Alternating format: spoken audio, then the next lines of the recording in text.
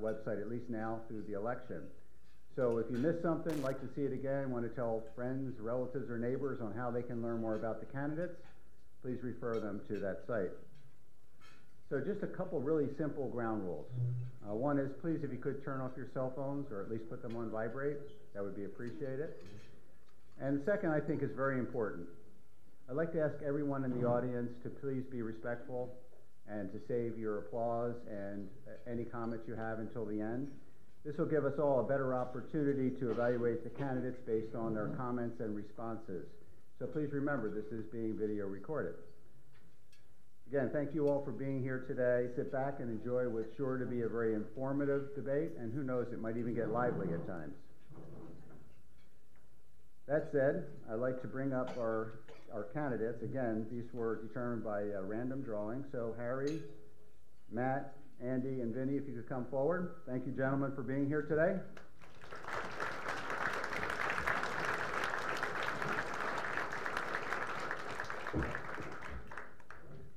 Now, the candidates already know the ground rules of the format, I should say, and just so that everyone else knows here in the audience, we're going to allow 2 minutes for opening comments, 1 minute at the end for closing remarks, and the questions, each question will be asked, same question of each candidate, so you can see any differences. And there will be 60 seconds for a response to those questions. And once the candidates respond to the question, we will allow only on a very limited basis a rebuttal, and we'd like to limit that to only if a candidate says something worthy of disputing, so that we can get as many questions as we can in for the debate for the benefit of everyone attending and everyone at home. Again, the order was determined by random drawing.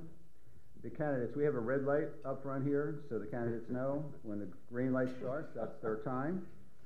And when the yellow light blinks, that means that, did you have the wrong light? Let me see the light. Okay, yellow light comes on. Stoplight I've ever seen for a debate. Just so you guys know, it's 15 seconds. That's a 15-second warning, give you an opportunity to wrap up your remarks, and that's whether it's your 2-minute opening, your 1-minute close, or your 60 minutes.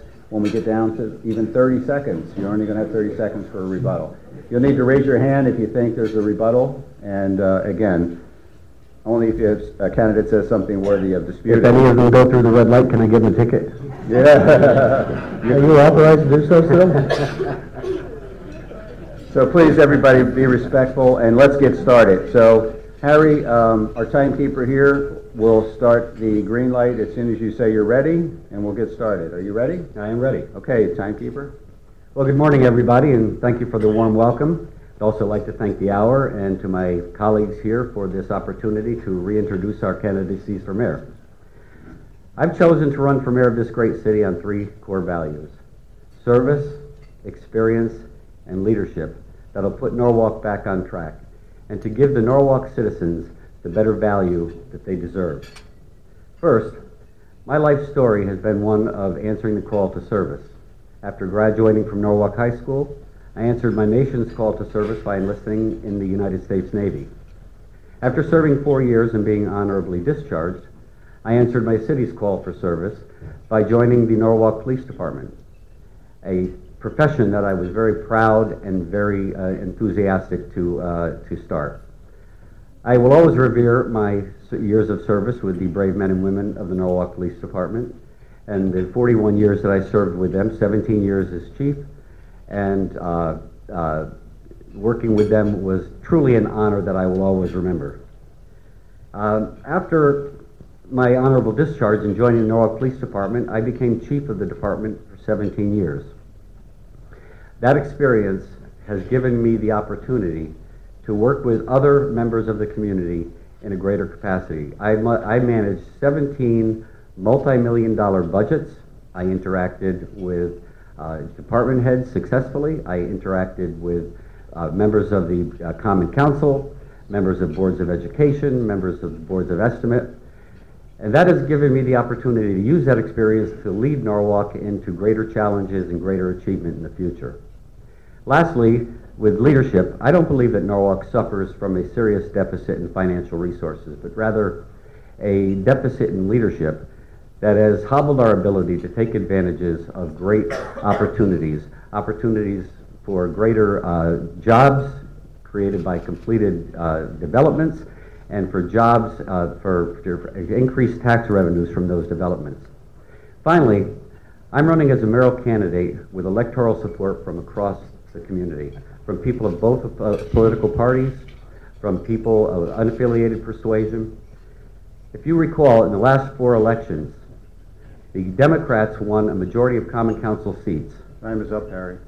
Thank you. I'm sorry. You're about 15 seconds over, so everyone else will be allowed 15 seconds over. Okay. Matt, you're next. Thank you. I'd like to thank the Hour as well for hosting this debate, and I'd like to thank my colleagues for participating. You are and will remain my friends.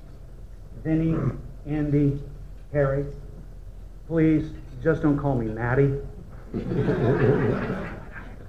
I'm running for mayor of Norwalk because I want to give every child in this city the opportunity to achieve her or his dreams the way that I've been able to achieve mine. I grew up a poor kid in a small town.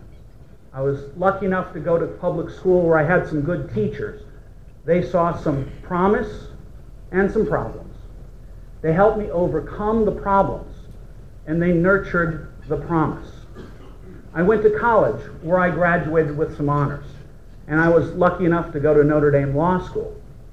There, I found my profession, my faith, and my calling. After Notre Dame, 30 years later, I am now one of the owners of a Park Avenue, New York law firm that employs 1,000 employees in 11 cities across the United States. I'm very proud of what I have been able to achieve, but I did not do it alone. It took a lot of help, it took a lot of luck, and it took a little bit of hard work. Norwalk is at a crossroads. We can continue to follow the failed policies of the past, or we can chart a bold new course. We can follow the examples of other cities across the United States and reform our budget process so we do more with the resources that we have. And I believe that I have a plan to do all of these things. And I look forward to talking with you about these plans today and in the days ahead. Thank you. No applause, please. Okay. Next, Andy Garfunkel. Good morning, and again, I would also like to thank the Hour for sponsoring this event and all of you for coming out this fine morning. Hopefully we'll be able to get out of here before the major rain comes in.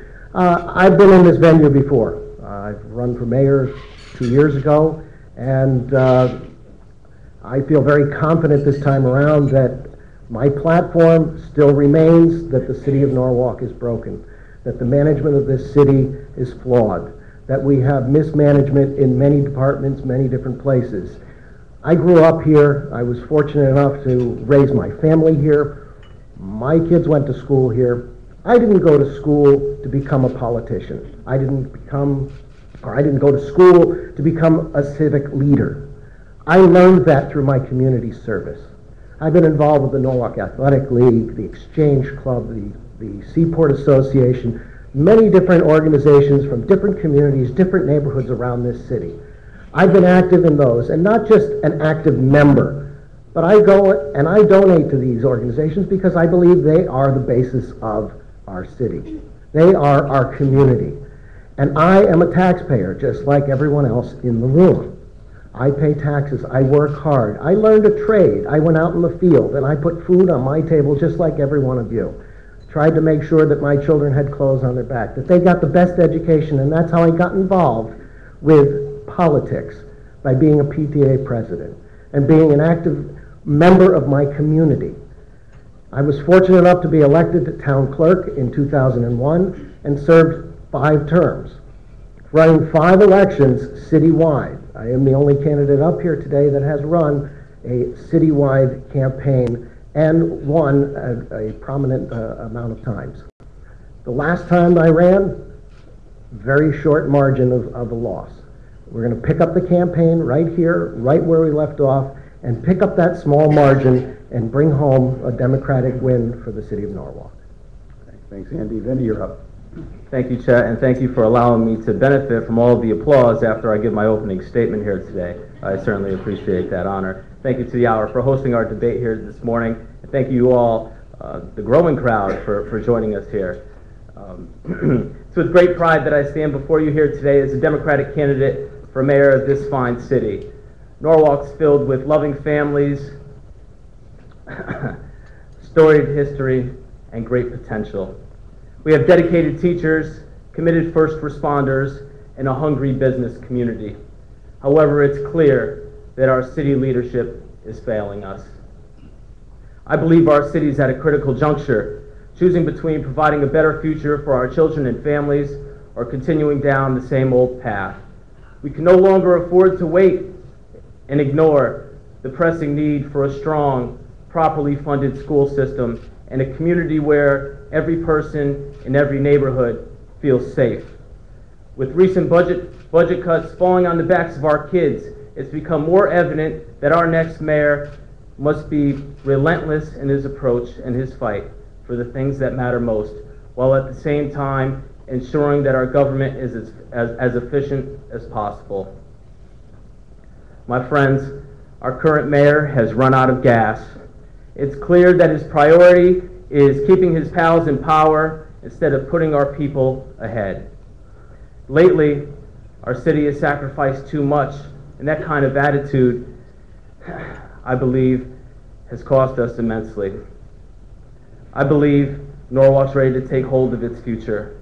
Our campaign has put forward a series of visions in order to make a more successful city, one that improves our school systems, keeps our streets safer, and grows our tax base.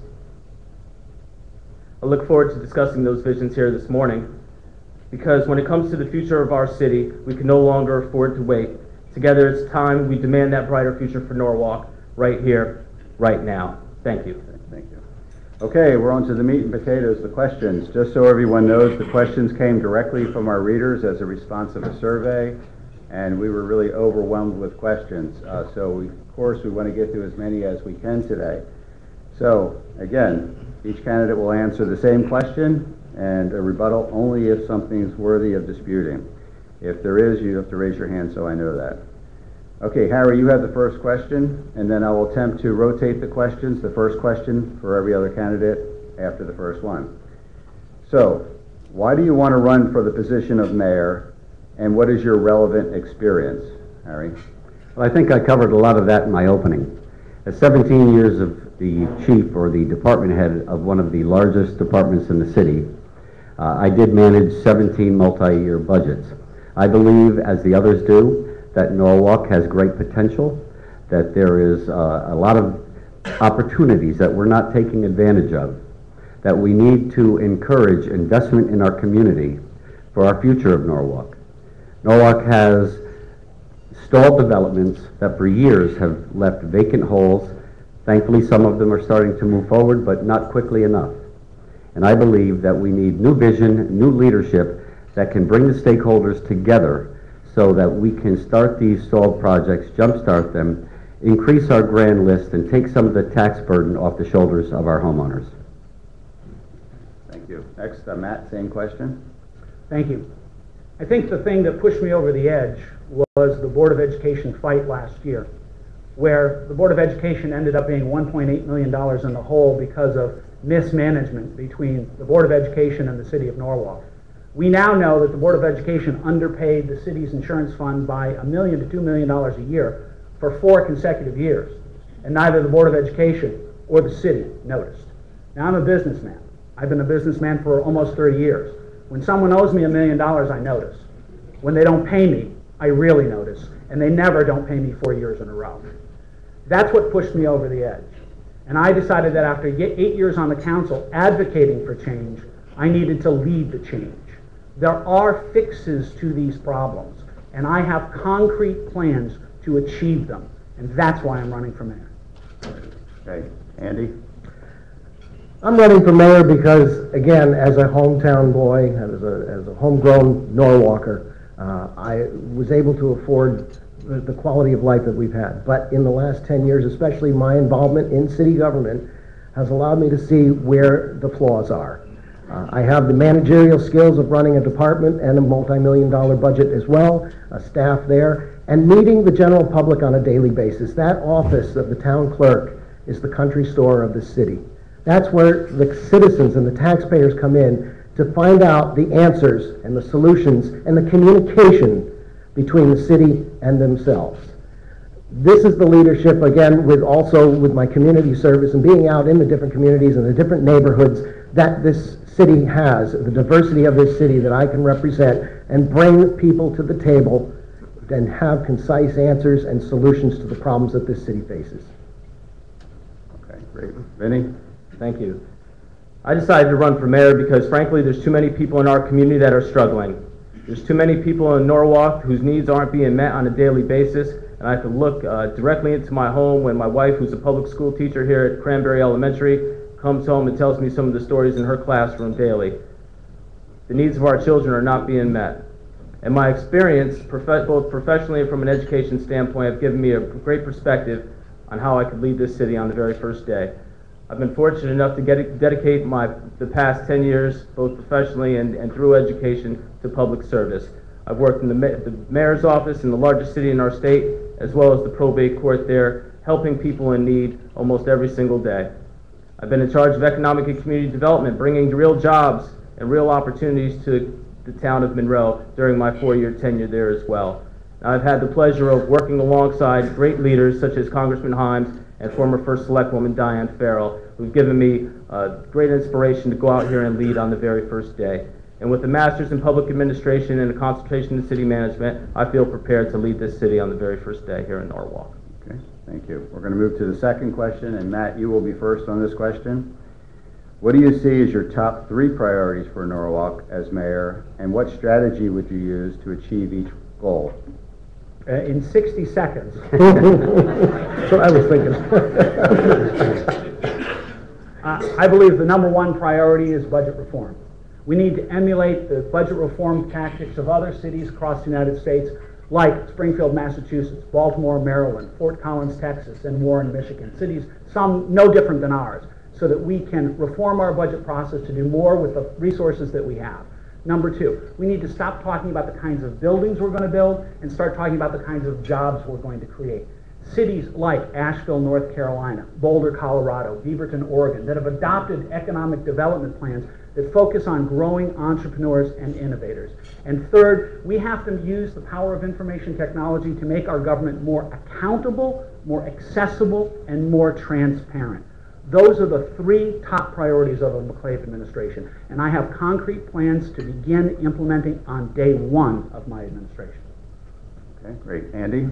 Thank you. Top 3, I have to agree with Matt: economic development, education, and safety of our citizens. Economic development, as we look around the city of Norwalk, we see empty holes.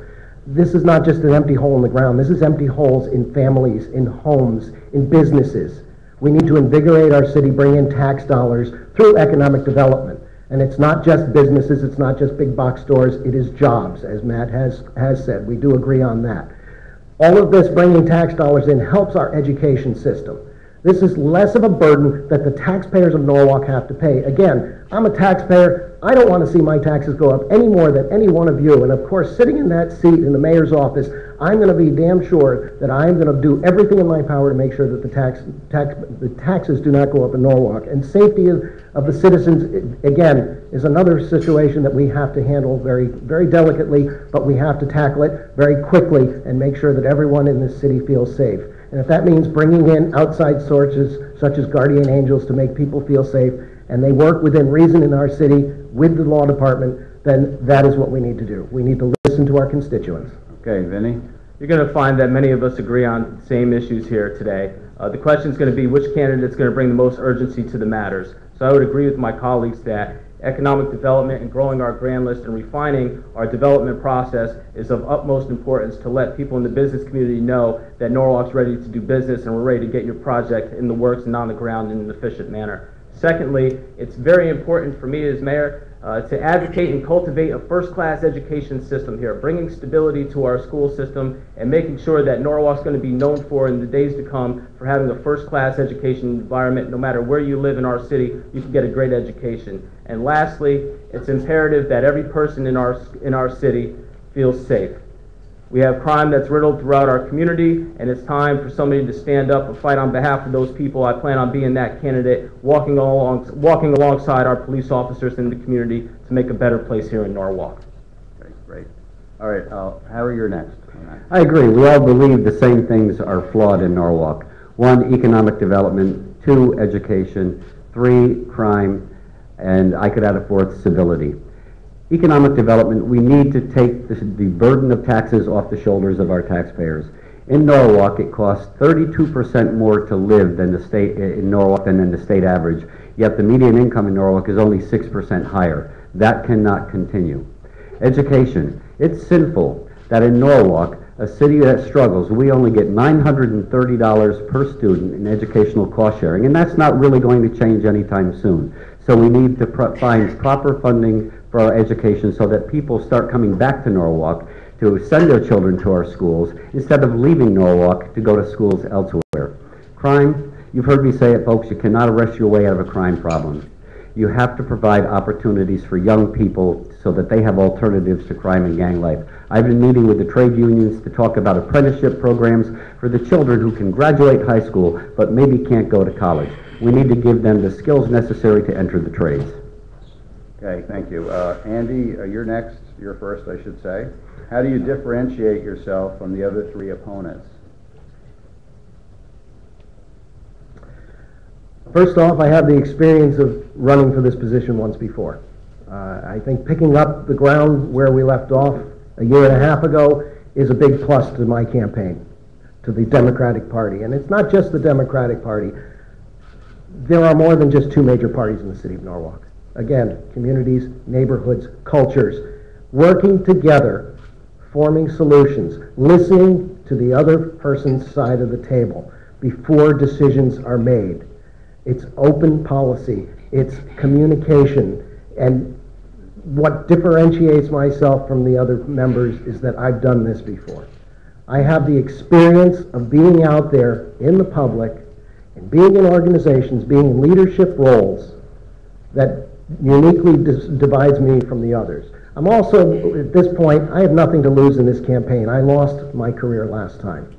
I'm going to go for broke this time. We're going to have some policy changes that are going to be revolutionary to the city of Norwalk. Okay, Vinny? Thank you. Yeah, what differentiates me from my other colleagues really is that, I don't owe anybody anything here. You could count on the very first day of a Mangiacopper administration, we're going to have a fresh start, and the fresh start that the folks here in Norwalk deserve. And, I'm going to bring the amount of urgency and the amount of passion that our city is desperately lacking, and we're going to continue forward with that. We're going to open up our communication with the people in our city, and we're going to make sure that we're in constant dialogue and that we're using the latest, most modern technology to enhance that discussion, to get more people involved and have more voices at the table so we can continue to cultivate the diverse city that Norwalk really is. And that's really what's going to separate myself from my colleagues here on stage. I'm going to go out there and fight on behalf of the 85,000 people that live here. And that's going to be my charge every day, and I'll be tireless about that. Thank you. Okay, Harry? What differentiates me is I have not been in the political arena before. So in reality, I am that breath of fresh air that Norwalk needs. But I have been in the trenches. I've been in the Emergency Operations Center when it's been snowing or flooding, and I've had to make the hard decisions that had to be made to determine what resources to deploy and where to deploy them. I believe that that has given me the experience to lead this city. As I said, I've been in charge of one of the largest municipal police departments in the city of Norwalk for 17 years. I also have been out in the public on a regular basis. When I was the chief, I started a Meet the Chief program where once a month I would go out into the community, meet different people, and for once listen to what they had to say. Not telling them what they need, but asking them what they need and then delivering. So I believe that I am that breath of fresh air, that accessible person that Norwalk needs. Okay, Matt? Thank you.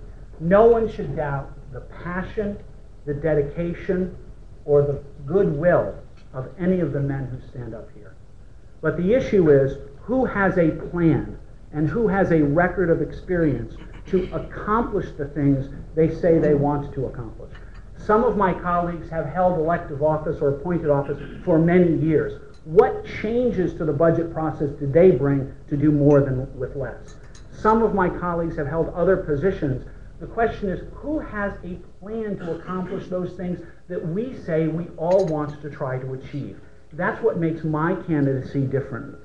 Running for office is different from leading.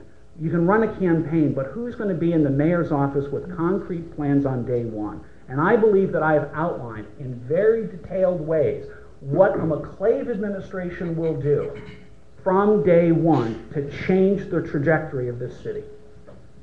Okay, great. Next question, and Vinny, you're first on this one. The Norwalk Democratic Town Committee voted to ask each candidate running for office to sign a document to remain true to the principles of the Democratic Party. Did you sign it or not? And if so, why?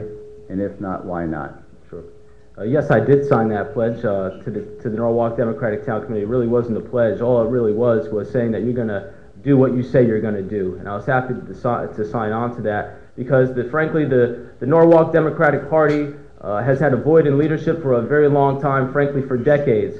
And when I got involved in the Norwalk Democratic Party, it was in a minor degree of shambles to a certain degree. And over the past handful of years, we've helped rebuild that party to be a credible organization because we have standing in the community. We have an obligation to the citizens of Norwalk to put forward strong candidates that are going to do what they say they're going to do. And I was happy to sign on to that because I believe in the Norwalk Democratic Party. I know we're here at the Norwalk Inn today, but I believe in the Norwalk Democratic Party, and I believe that I am the best candidate going forward in this Democratic primary potentially. So I was happy to sign on to that, and I'm happy to lead. I will be the leading Democrat for our city and our party if elected mayor. Thank you. Okay, Harry. I did not sign the pledge. I did fill out the Democratic questionnaire because I thought it was important for the Democratic Party to know who I am and what I bring to the table. I did not look at it as a pledge. I'm not sure exactly what it was, but I felt my allegiance, my loyalty are to the people of Norwalk, all people of Norwalk, not just to a particular party. While I support the Democratic Party, I will support the Democratic ticket. I still believe that my allegiance was to the people of Norwalk, and that is what I am running to. That is who I'm running to serve. Okay, Matt. I did look at it as a pledge, and I take my pledges very seriously. I've taken 3 pledges in my life. When I became a lawyer and when I was admitted to practice before the Supreme Court of the United States, when I was elected to the Common Council, and when I got married. Some of those pledges are harder to keep than others. The marriage one is the toughest. Love, no problem. Honor, no issue. Obey, kind of hard. I look at those pledges as being serious commitments, and I take my commitments seriously. If I'm privileged to serve as mayor of this city, I will represent all of the people in this city, and I will remember all of the people in this city, those that voted for me, those that vote against me, and those who don't vote at all. I've been a lifelong Democrat, and I follow the principles of the Democratic Party with my words and with my deeds. I think that should be good enough. Okay, thank you. Andy.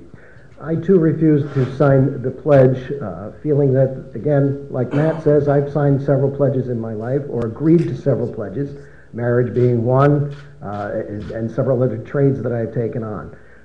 The pledge that I gave and the dedication that I've given to my fellow Democrats and my fellow citizens is the pledge to make Norwalk a better place. That was the pledge that I felt was most important. I didn't feel that I needed to prove anything to anybody and stand up strong and say that this is the only conviction I have. Because, you know, sometimes things do change. But I'm a dedicated person, I'm loyal, and those who know me know that I'm loyal to the end. So I believe that the pledge that I do make, again, once I get into office, and I've been in office before, my pledge is to the citizens of Norwalk and to those around me who entrust me with the actions that I am taking on. I had a hand raised for a rebuttal from Vinny, so anyone else, I'm sorry, since he's getting 30 seconds, anyone else that wants to use it just for a rebuttal purpose can? Thank you. Just quickly to add, Not add, I'm sorry, It's a rebuttal. just to rebut quickly, the reason why I signed on to that, I certainly am looking forward to representing every single person here in Norwalk, all 85,000, Republican, Democrat, unaffiliated, non-voters, kids, seniors alike. However, leaders lead, and it's important to recognize that the Norwalk Democratic Party is important, and that we do have a commitment to that as elected officials or people pursuing office, and I'm committed to that organization and making it grow and making it better, because that's what leaders do. They make people around them serve better. This actually, next question will handle that. Anyone else wants to deal with that. It says, since you are vying for the office as a Democrat, please tell us what being a Democrat means to you and how this will affect your decisions as mayor. I think it dovetails very well. So we have Harry first on this one. Running for elected office is not something that I took very lightly. I believe in the principle, and as corny as it may sound, I believe in a principle of government of the people, by the people, and for the people. And I believe that the people's voices are not being heard in Norwalk. And I believe the democratic principle follows those ideals of government of the people, by the people, and for the people. I've been out in the community and spoken to so many different people who feel that they have no voice, that they have no representation. They've become disenfranchised. They feel, why go to public meetings, because I won't be able to be heard anyway, and if I am heard, I might be criticized openly and publicly. So they stay away. So that is the reason I'm running, because I believe I will serve all the people, and we will have a government of the people, by the people, and for the people. Okay, Matt? I believe the Democratic Party stands for the principles of openness and inclusion and diversity. That doesn't just mean diversity of race, creed, national origin, gender, and all the other protected characteristics. It also includes diversity of thought. And I believe government, a democratic government, has to make sure that it protects the rights of all persons, that it helps to level the playing field.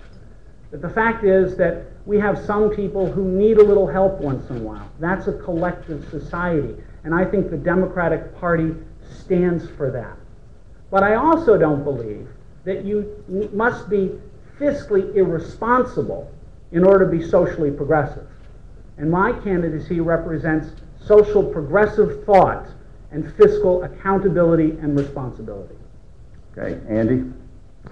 When I became active in civic, I gotta say, situations that my neighborhoods or my PTA members came to me with, I sought out the different parties in the city of Norwalk and looked into the values, the core values of what the principle of those parties stand for. And on a national level and on a local level, there are two different meanings to what the party does for the community and for the taxpayers. When I did seek office, I saw it as a Democrat, the democratic core values of what I felt a society needed to be and what a family and what the working people of this community are represented by was what was in my gut. And that is the party that I have stayed with and I've been loyal to all of these years. But that doesn't mean that it's 100% that way, because on the local level, there are friends across the aisle, there are friends across the street. And that, to me, is more than just the D over my name. Okay, Vinny? Thank you. Being a Democrat isn't a recent endeavor for me. I've been a Democrat my entire life, and I say that not to be partisan, but I say that because being a Democrat is about fighting for the people that don't get the breaks all the time. And that's the reason why I've sided with the Democratic Party here. You know, there's people here in Norwalk that need help, folks. They need help. They're hurting out there. The Democratic Party fights for those people day in and day out. It's not about partisan politics, but it's about doing what's right. It's about building coalitions, and it's about organizing in order to get something accomplished. That's what being a Democrat really means to me. And that's why I'm not afraid to say that. In the Democratic primary, potentially, I feel I'm the best candidate in that race because I hold those ideals strongly to my heart, because I want to go out there and fight for the people that can't have their voices heard all the time. Thank you. Okay, new question, and Matt, you'll be first on this one. If you are not nominated by your party, are you committed to seeing this race through to a primary election? Yes. Okay, time is up? No. Anything to add? Nope. Okay. then we'll get some more questions. Okay. Andy? I'll use up just the same amount of time, yes. Okay. Vinny? I won't say yes, but I'll say absolutely instead. How about that? Okay. New word. Harry? Absolutely. Okay, The password. that's good. Can I rebut that? No. Just wondering how we just made up Okay, some time. this, next question will go to Andy first. Sure, I got that easy. Name, you're gonna miss the question. I'm sorry. Name two major issues of negative perception of the city and describe what you would do to counter each perception, or alternatively, you could answer, what are the current challenges that Norwalk faces? Are you personally best suited to resolve, and why?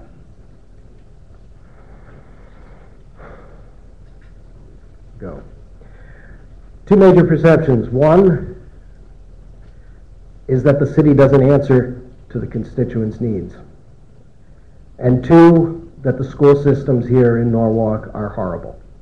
Those are two major perceptions that are incorrect. This city does have some problems. There are people that are moving out of town because they don't believe that they can afford to live here anymore. The housing market has become stagnated.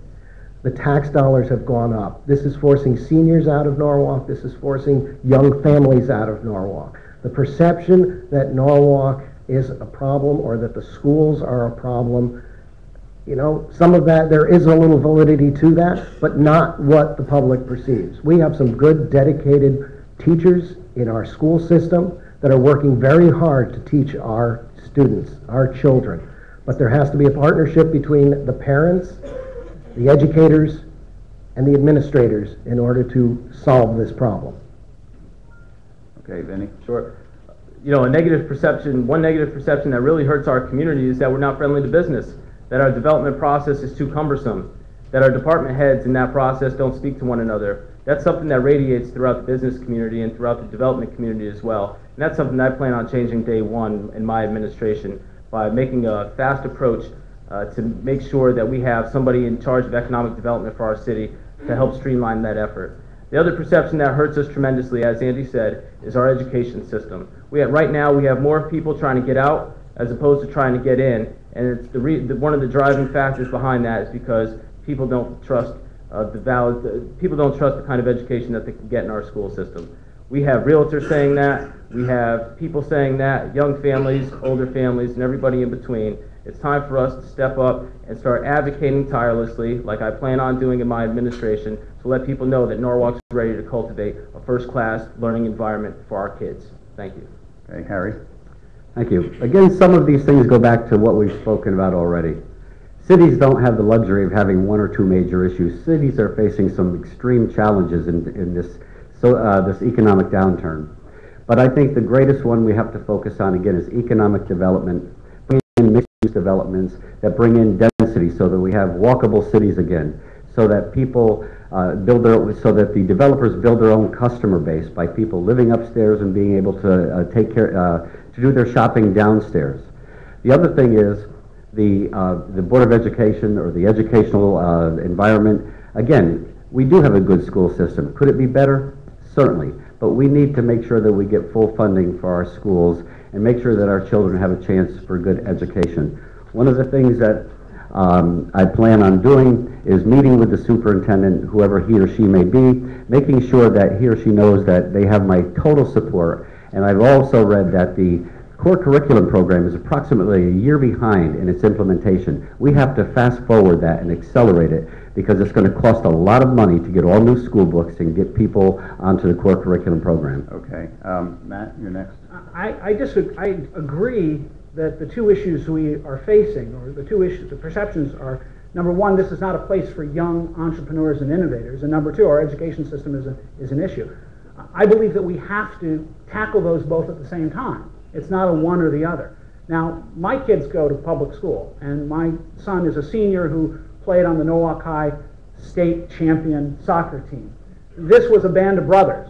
The diversity of our community was represented in the diversity of that team that conquered all challengers. That's our city.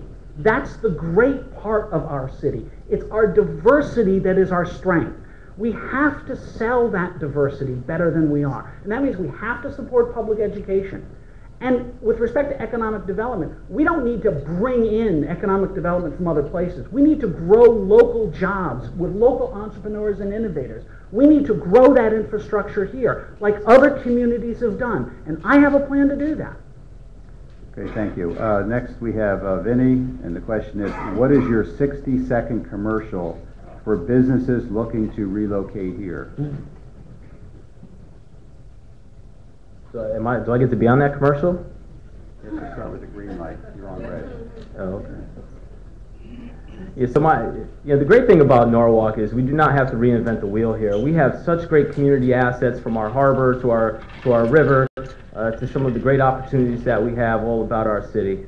So I plan, my 60-second commercial will be, taking folks around visually and showing all those great things, from Calf Pasture Beach to Beach Road, to East Norwalk, West Norwalk, Cranberry Park, everything in between, and let everybody know what a great community Norwalk really is. And start believing the hype that Norwalk's ready to move on. Norwalk's ready to have a promising future. Norwalk's ready to have you all move to our community. Norwalk's ready to have your business do business with our business community. Norwalk's ready for change, and it's time to move forward. And Norwalk's going to have a great commercial because, I will certainly be in it, and we have such great things to accentuate here in our city. Thank you. Okay, Harry? I would say, folks, Norwalk is a city poised for greatness once more. We were once a thriving, flourishing community, but unfortunately we've lost some of our luster, and it's time to come back, time to invest in those wonderful natural resources that Vinny just mentioned, our harbor, our waterfront. We have a tremendous community here, but one of the greatest strengths of Norwalk, one of the greatest reasons for coming back to Norwalk is our diversity. We are a town of diverse people from all walks of life, a wonderful place to live, a wonderful place to work, a wonderful place to educate your children. I was educated in Norwalk, my children were educated in Norwalk, and my grandchildren are now being educated in Norwalk. And by the way, they're doing exceptionally well. So I would tell people, come here. Norwalk is on the verge of becoming a great community once again, and you want to get in on the ground floor. Okay, Matt? I won't be in the commercial. But the commercial will reflect what my administration has done. It will show the economic accelerator where young entrepreneurs and innovators can gather together to create good jobs. And for every technology company incorporated in an accelerator, they'll get a $30,000 grant from the state of Connecticut. It'll be the same accelerator that 13 other communities in Connecticut have adopted. My commercial will have a budget reform program that will show city departments collaborating together and working together to squeeze savings out of the budget so we can fund our education programs, so we can fund our infrastructure. It'll show shovels in the ground, fixing the 21 neighborhoods that flood every time there's a heavy rain, some with raw sewage. And it'll show progress being made on the street every day. Okay, Matt. Or I'm sorry. I get to go now? This is No. for Andy. It's a repeat commercial. My commercial starts visually with a pan from the air, seeing the community, seeing the waterfront, seeing a buzz along the streets. It shows the neighborhoods, the diversity, the small businesses. It sells Norwalk as a community where people want to live. Norwalk has great potential, and this is what we want to sell to developers. Unfortunately, they have not gotten that message. There needs to be strong leadership that they believe in, that they will work with. There's fantastic potential for growth and the diversity in the city of Norwalk. This 60-second commercial has to grab them very quickly and want them to come in. But we also have to show them where this potential growth lies. They do have to drive by and see this hole in the ground, or the holes in the ground, and some of the not so nice views. But this is where we get them to bring and infuse their development into the city, to show that there are spots that they can invigorate our vision as well, together, working as a community and building Norwalk to be the better place that it should be. Okay, Harry, next one's for you first. How would your administration differ from the current administration? In many ways. First of all, I would be a very civil individual and not chastise people in public when they want to make a comment that might not agree with mine. Number two, I plan on taking my department heads out into the community on a monthly mayor's night out, not a brown bag lunch because a lot of people can't get there, but I want to take my department heads out into the community to meet the people that they are paid to serve. Unfortunately, a lot of department heads feel that they are serving their own department rather than the community. I want to hear, and I want them to hear, the people tell us what it is they want from our administration, and then I want to deliver. I want my department heads to work hard on goals and objectives. Each month I will have a monthly staff meeting of department heads, and we will talk about goals and objectives, budget restrictions, living within your budget, and each department head will have a report to me on my desk at the end of every month that will be reviewed at those monthly staff meetings. Okay, Matt? Yeah, I've already written about and talked about the two biggest changes of my administration. Number one, on the first day of office, I will appoint an economic accelerator team that's job will be to build a series of economic accelerators to help grow entrepreneurs and innovators in Norwalk. That's a radical difference from the current administration. Number two is we're going to adopt performance-based budgeting. We're not going to be looking at departments by department. We're going to be looking at services and programs across the city. We're going to set performance standards for every single one of those services that we provide. And we're going to hold people accountable to those standards of performance. And we're going to publish them. And we're going to make them available. Not yearly, not monthly. We're going to make them available weekly. And watch what happens when a department head knows that the public is getting a report card about how they're performing. You watch performance improve. You watch department heads collaborate against each other. These aren't my plans. These are plans that are being used by 16 cities and the state of Washington across the United States to really bring change. And that's what I'll do. Okay, Andy? Because that's the way we do things is not the answer anymore and will not fly under my administration. We're going to clean house. We're going to make sure that each department is running efficiently. We're going to make sure that the department heads are answering not only to the citizens, but to the administration that is in the front office. We're going to grow our grants office. We're going to have several grant officers writing grants and infusing more money into this city, working with the departments to bring more money into the city of Norwalk. There's an urgency for growth here in the city of Norwalk, and we need to focus on that. And it's not just growth in our economic development, it is in our education process, and it is in our tax base. Okay, Vinny? Thank you. Thankfully, I don't have much connection to this current administration, so there's a lot of things that we could do on the very first day. What I want to do is I want to make sure my administration is in constant dialogue with our community. It's very important. I plan on having monthly town hall meetings. I plan on advocating to streamline and stream our committee meetings and all of our public meetings online, to hold public officials more accountable so we can get things done. And at the end of the day, that's what this is all about. It's about getting things done for our community as quickly as possible so we can continue to move on to the next set of problems. And I want to modernize our government to make sure, again, that we're in constant dialogue with our citizens so we know what their concerns are, so the leaders like myself and my colleagues in City Hall will be able to lead effectively and get the job done on behalf of our citizens. And also will increase the trust that, yes, political figures and public officials can get things done here in Norwalk, and that's what my administration will be about. Thank you. Okay, great. Next question first is Matt up. This may not take you the full minute.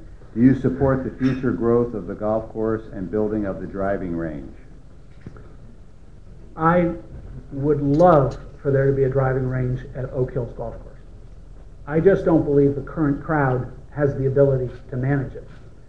When they paid back the loan payment in September, they came to the Finance Committee meeting of the Common Council, and I asked each one point blank whether they had enough cash to last through the winter. And I was assured that they did. 90 days later, they came back and demanded a $150,000 loan, otherwise they were going to close their doors. That's mismanagement.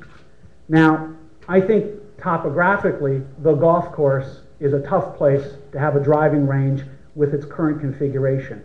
And I think we have to look at other alternatives to build a driving range. Having teed off on rocks before, that is not good for the club. And so the present location of the driving range is a poor choice. I think we have to look at alternatives, but I don't think the current management is capable of doing that. Okay, Andy? I agree, the current management is not, and they're spearheading a plan to blast through a wooded area and rock to put in a driving range. We already have an existing terrain that can suffice for a driving range. I'm at 100 full support of a driving range here in the city of Norwalk. It's a great asset to have to the golf course. The first tee alone could be a driving range there. Moving the first tee over to the practice range, and then moving the practice range over to the area of the park that's already been established years ago for a practice range. It's all right there. It's re-landscaping. It's moving. You may cut down some trees, but you're going to plant some more trees in their place. It doesn't mean we have to move the entire earth to put in a golf range right now. And unfortunately, that's the way this current administration is going. It's bulldoze through and get it done. We don't have to do it that way. We look for other examples. We look to other places that we can work, and it's right there in front of us. We need to accept that. Okay, Vinny? Look, this current administration has set forth on the path already to build a driving range at Oak Hills. So I plan on supporting that, as I will have not much choice. There's no sense of thinking backwards and looking at the past. However, I will be seeking some resignations from that board, because I do believe that there has been some mismanagement and that it is time to move on at Oak Hills, because it is such a great community asset to us here in Norwalk. To have a public golf course in our community, it's a great enticement for people in the business community to utilize every single season. And that's what I plan on supporting. It's unfortunate that we continue to get put in these predicaments where we have to jam things through in order to save face from a revenue standpoint. And that's seen countless times over and over again in many different instances here in Norwalk. So I plan on supporting the driving range. I do hope that whatever trees that they take out, whatever wildlife they harm in the environment, I do hope that they can plant those trees around the community as well. Thank you. Okay, Harry? If you ask 1,000 golfers if they want a driving range, they're going to say yes. If you ask 1,000 residents if they want to pay taxes, they're going to say no. So you have to ask the right questions. This is an idea that's been around for 15 years, and to date, no one has presented a plan that has shown to be successfully or financially successful and environmentally friendly. If they do, I would be more than happy to take a look at it. But I think right now what Norwalk needs to do in Oak Hills and the authority needs to do is focus on what we do have now, making it affordable for the working class clientele that plays there, filling the sand traps with sand, and if I had my choice, making the holes a little bit bigger. Okay, we're going to move to the next question, and Andy, you're first on this question. Thank you. What are your thoughts on local taxes? As mayor of the city, do you have any plans or ideas on how you could lower our property taxes and live within our means as to ease the burden on the economically hard-hit taxpayers? Sure. I think one of the big answers here is our economic development. It's developing properties, as Matt has even said, cityscapes where people work and live in the same place. This is going to invigorate our tax base. This is going to bring in businesses. It's going to bring in workers. It's going to bring in families here. It's going to even out this level field for us, for all of us, not just certain individuals or certain parties. This is going to work for the city of Norwalk, for all of our taxpayers. Again, I'm a taxpayer. I don't want to see my taxes go up anymore. But what we have to do is get out there, sell our city to those that are out there and say, this is the place you want to be. But we also have to build that city and develop that city so that we entice them to come here. That is going to help our tax base. We can't do it without that. Again, also a grants department for the city to assist the departments in finding funding that's out there and developing a partnership with corporations that can infuse money into the city as well for programs. Okay, Vinny? Thank you. Certainly as a homeowner and a small business owner here in Norwalk, believe me, I get it. Nobody wants their taxes raised. But my goal is, I want to make sure that people here in Norwalk feel better about the taxes that they are paying. And certainly we don't have that right now. people just think it's kind of going down the black hole a little bit. And we need to change that perception because, you know, let's face it, taxes are something that are going to be somewhat of a constant here, no matter if they fluctuate a little bit up or down. But we do need to make sure that we're doing everything that we can to diversify our grand list and attract more people here to spread out the burden on everyone else as well. And one of the main components, one way that we could do that, which I haven't brought up, is a comprehensive legislative agenda that starts from the mayor's office in City Hall. So we let the folks know up in Hartford that Norwalk deserves better than the shortchanging that we've been getting for years. We get screwed worse than anybody else here in the state. And it's time that we change that reality and we go out and we start advocating for our community tirelessly with the comprehensive legislative agenda from the mayor's office. Thank you. Okay, Harry? In the year ending, the fiscal year ending in June of 2012, Norwalk home values had decreased by 11.2%, the worst in Fairfield County and the 13th worst in the 169 municipalities of the state. Norwalk taxpayers cannot stand another tax increase. We have to tighten our belt. We have to, again, like we've all stated before, grow the grand list so that the tax burden is spread across commercial development and homeowners equally, and it's not overly burdensome to the taxpayers, the homeowners who have to live here and who sometimes may want to leave, but they can't sell their home because of the decline in property values. So we need to grow that grand list and make sure that we spread that tax burden across everything. May 25th was the day, Tax Freedom Day in Connecticut. Every penny you earned up until May 25th went to pay taxes. That is shameful. Okay, Matt? I would love to stand up here as a candidate and pledge no tax increases. The reality is, no one can pledge that with any credibility.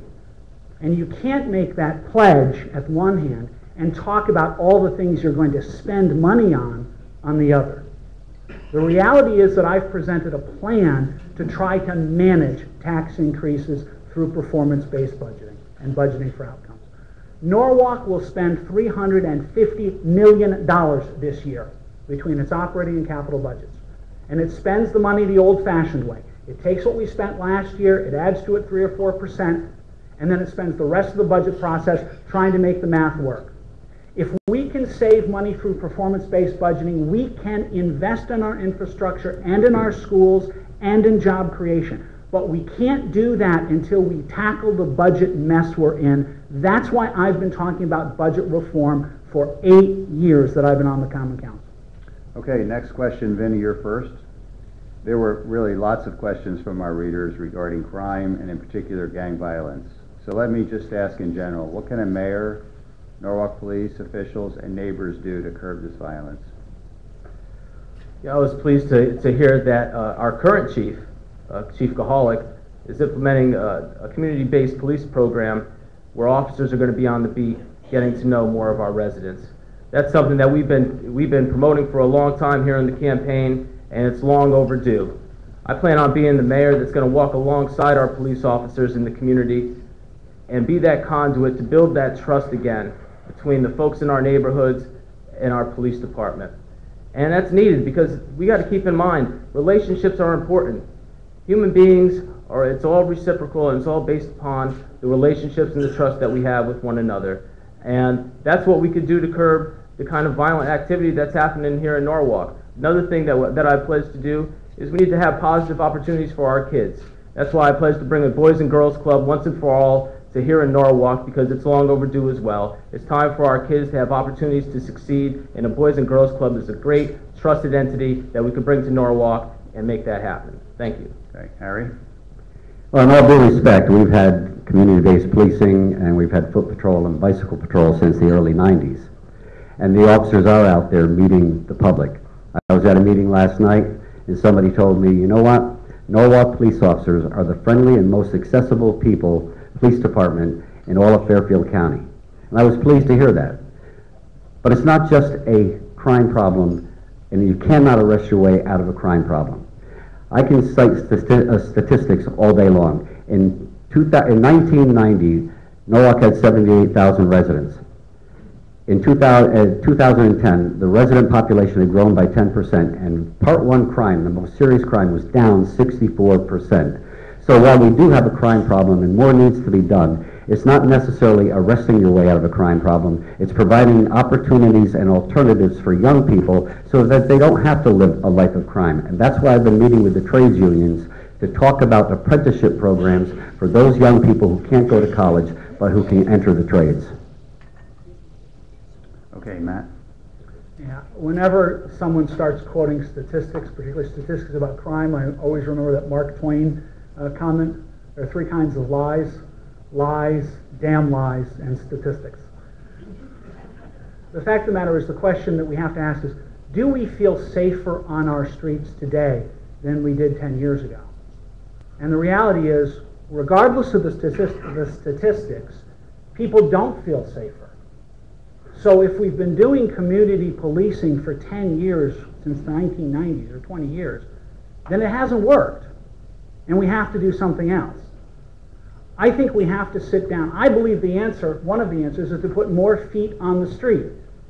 And the 8 years that I was on the council, every time the budget came up, we asked if we needed more police officers, and the answer was no. I think it's time to be hiring more police officers, get them out of cars, get them on the street, and make a visible presence so that if people are coming from other towns to do bad here, they decide to go someplace else. Because if you do bad in Norwalk, you're going to go to jail. Okay, Andy? One of the problems that we do have with crime here is that the current administration for several years denied the fact that we had a violent crime problem and gang problem here in Norwalk. That was unacceptable. That only hid the situation and only kept things down. Having more police officers on the street, having them in, we know where the hot spots of crime are happening. That's where we need to deploy our police officers. That is the direction that we need to go. We need to invest in the community organizations, such as the Carver Center, that has programs for children to keep them off the street. This is the way we need to interact with the public. And if it is bringing the guardian angels in, if those neighborhoods feel safer, knowing that those people are helping the community and helping them feel safe in their homes because they don't feel safe, then all the better. That's an organization that needs to be monitored and work with our public officials, but there's no reason that they cannot be here. There's no reason that we should be having the crime problems that we have with the community involvement that we do have. It's the leadership that needs to change. Okay, Vinny raised his hand for rebuttal, so we'll start with him. Since he raised his hand, everybody will have the same opportunity. Let me just say this. Just like our current mayor said after the 2011 election in terms of stats, I quote, "Stats don't mean anything when shots are ripping through our neighborhood. Stats don't mean anything when shots are ripping through our neighborhoods." Shots are ripping through our neighborhoods, folks. And when you ask the rank and file officers on the street what they need most, they say they need more bodies. They're staffed at about 174, between 170 and 180 bodies, and we should be staffed up to 220 in order to accommodate our population. That's something that's been a long-standing need, and it hasn't been accomplished by this administration. Thank you. 30 seconds, Harry. I take exception with the fact that Mr. McClave stated that community-based policing doesn't work. I don't believe he has a true understanding of what community-based policing is. Number two, again, we have had foot patrol. We've been out there to bring the guardian angels in. It sends a message throughout the community, anybody visiting our community, that this is an unsafe place. Norwalk the citizens deserve to feel safe, and a lot of that has to do with the media coverage. In each of the years that I put a budget in, I put a budget in asking for more police officers, but it was turned down. Okay, Matt? Do you have anything? Well, with all due respect, Harry, I totally respect the position you're in, but if you go out and you actually talk to people in Norwalk, and not just Norwalk, talk to people in Darien, you talk to people in Wilton, you talk to people in New Canaan, you talk to people in Westport, there's a perception that violent crime is out of control. When you have customers getting shot in commercial properties over in West Norwalk in broad daylight, there's a perception that crime is on the rise. Now, you can argue all the statistics you want, but if people feel unsafe, they're not going to come here. So I don't know whether you're actually increasing arrests with community-based policing. I believe in aggressive community-based policing. Time's up, sorry. Matt?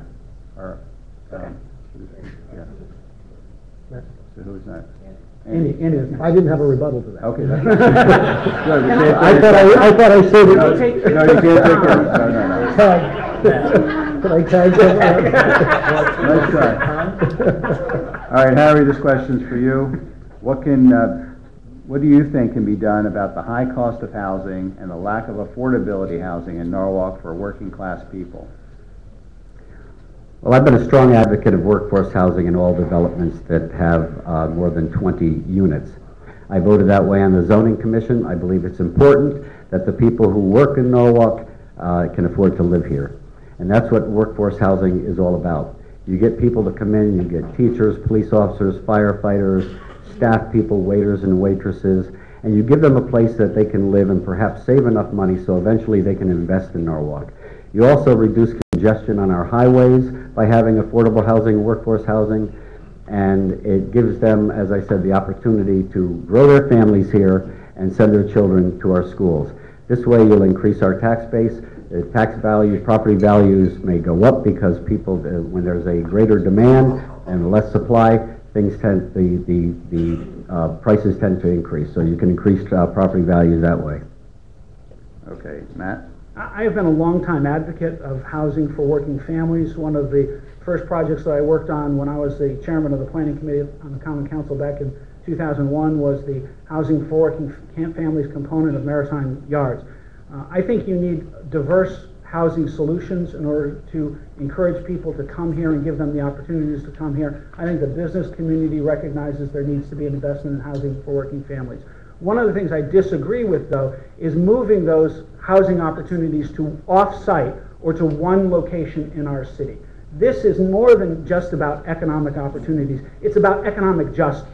And people of limited means deserve the same opportunities that people with means have. And segregating housing, even a portion of the housing, to other portions of our community which are less desirable or perceived as less desirable is unfair and inappropriate. I believe we're all part of the problem and we all have to be part of the solution. Okay, Andy? We as a community must be committed to affordable housing. We cannot sustain this city with the housing costs that we have. When developers do come in and are putting in housing units, affordable housing units within their projects or within their programs, we must stay committed to the goals that and the objectives that they must uphold to. And I agree with Matt. We cannot put off-site housing units. We cannot segregate them to small areas of the city. If there is affordable housing within the project, we have to uphold those developers to those needs of what they guaranteed this city and what they guaranteed our citizens.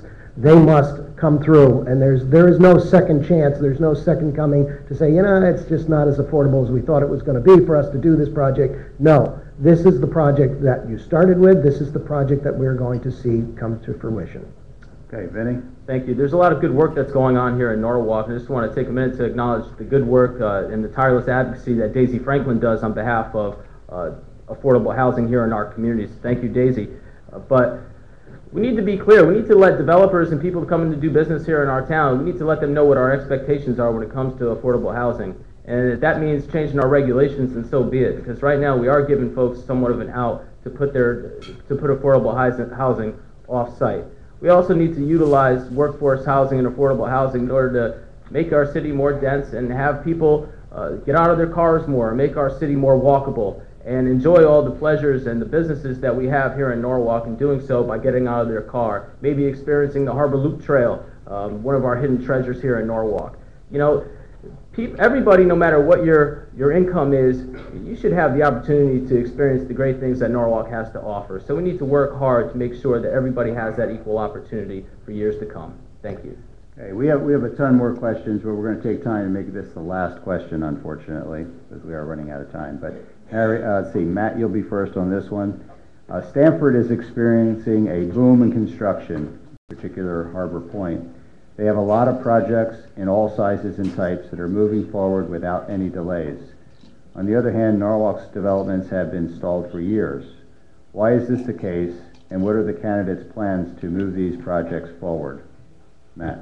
Thanks. That's an incredibly complicated question, in large part because it deals with the economic disparity between construction in Norwalk because of land costs and acquisition costs and infrastructures, and the economic infrastructure that's already been created in Stamford and its access points. What we can do in Norwalk, though, is twofold. Number one is we can work to streamline the process for developers in Norwalk. And one of the things that I've advocated as part of my Economic Accelerator program is to put a one-stop shopping person from City Hall in that accelerator so that the entrepreneur looking to take their idea from blackboard to market has one place to go to get all permitting, all licensing, all health department regulations. As a famous coach at Notre Dame once said, pretend you've done it before. You've got a list, right? And you know kind of where you have to go. And getting folks together to streamline it. That's one part of the solution.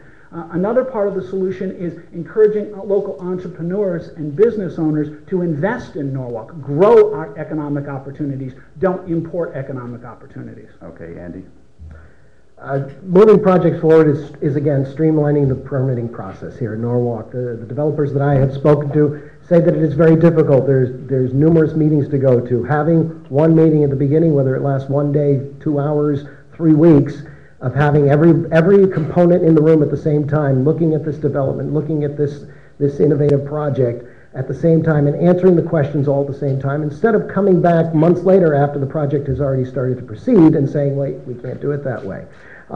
We also have to think, though, when we're bringing in these projects, that we also want to bring in local developers and local labor to these projects. If you do go to Stamford and you see the booming, you're going to see a lot of license plates from Texas, from Oklahoma. We're not involving, and we're not having the economic diversity that we need within the local jobs and in the boom in the economic development of the buildings and the projects that are here in Norwalk. We need to work better with these developers. We also need to be, again, strong leadership up at the front, saying that Norwalk is the best place for you to work, and we're going to prove it to you.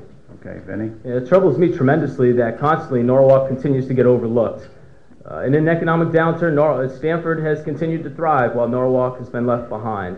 Federal and state dollars continue to go to other cities here in the state, and Norwalk continues to get overlooked. I plan on the very first month of my administration, Clay, Mike, get ready. We will have an economic development summit where all of our developers and all of our major business owners will sit around and have a roundtable discussion as to how we should proceed going forward. We will also be bringing back to the table our friends in organized labor. Not only do I talk to our friends in the building trades, but I'm fortunate enough to have their support as well. My friends in the electrical workers, the plumbers and pipe fitters, the painters and glazers, and the steel workers are all supporting our campaign because they know that my candidacy represents a viable option to get Norwalk working again because we have such great potential and such great opportunity here. Thank you. Okay, Harry? It's been said before and been said right by some people in this room to me personally. Norwalk is one of the most difficult places to do business because there's not an effective CEO. In the words of Wayne Gretzky, who said, a great hockey player doesn't go to where the puck is. A great hockey player goes to where the puck is going to be. So an effective leader needs to see what's coming down the road, to bring the stakeholders together, to sit with them and facilitate negotiations so that we can have successful development and people can walk away from the table in agreement and decide that this is where they want to invest in Norwalk. Right now, people are turning their backs on Norwalk because it is so difficult to do business here, and we need, as the other candidates have said, to streamline that process, to make Norwalk more business friendly, and to encourage growth and development, and again, to relieve the burden off the taxpayers of the homeowners. Okay, great, thank you. We're now ready for the closing statements, which we're going to do in reverse order to the opening statements, which means, Vinny, you'll be first. Great. Thank you, Chet, and I'd like to thank the Hour again for hosting this here today, and thank you everybody online for watching this right now. We appreciate your viewership. Over the past hour or so, you've heard about our respective plans for the future of Norwalk.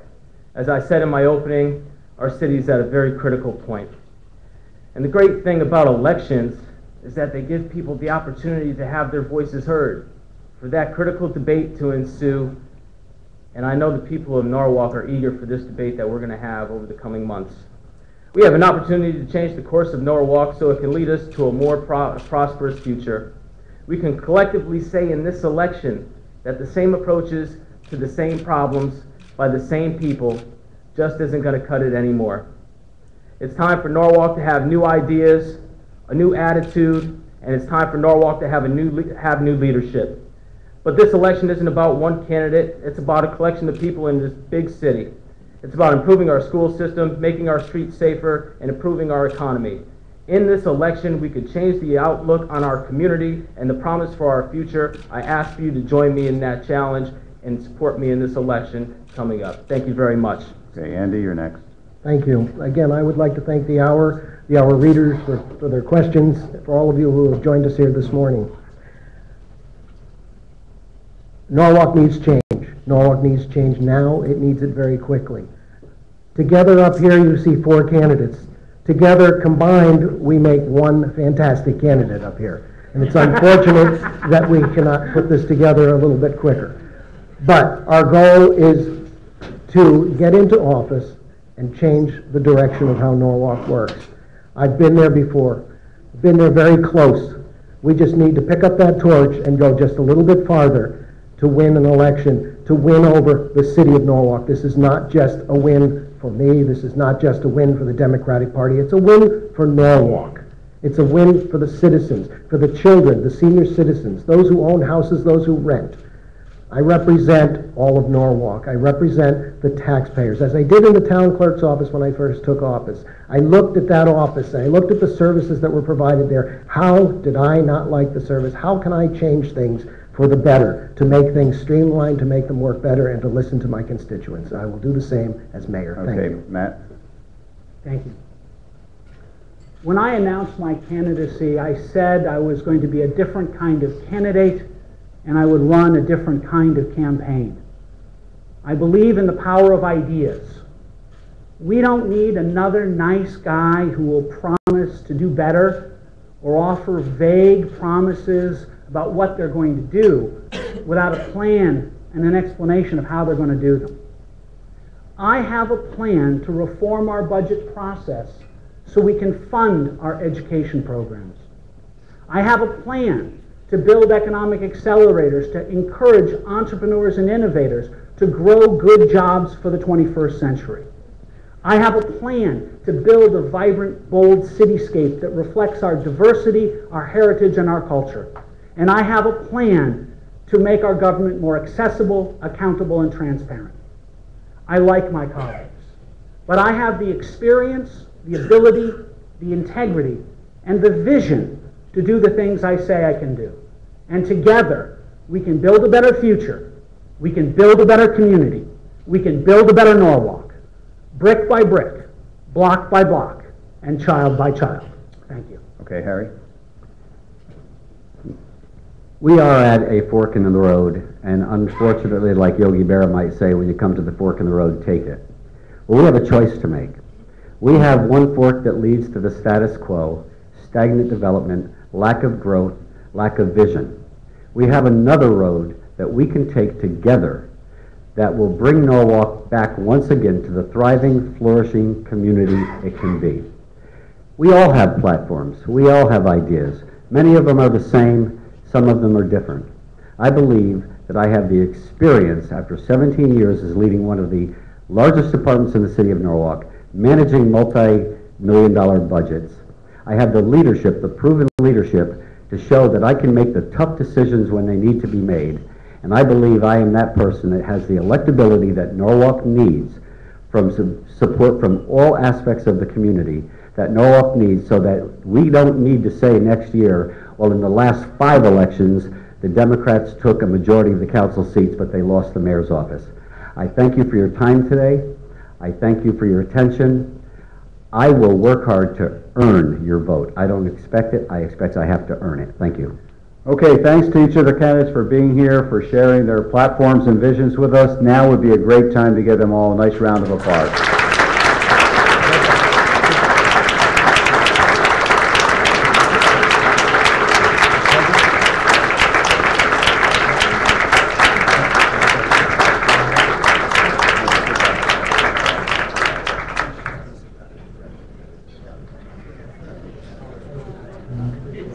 Okay, thank you all for coming. We appreciate you being here. Don't forget and get out and vote November 5th. Have a great day.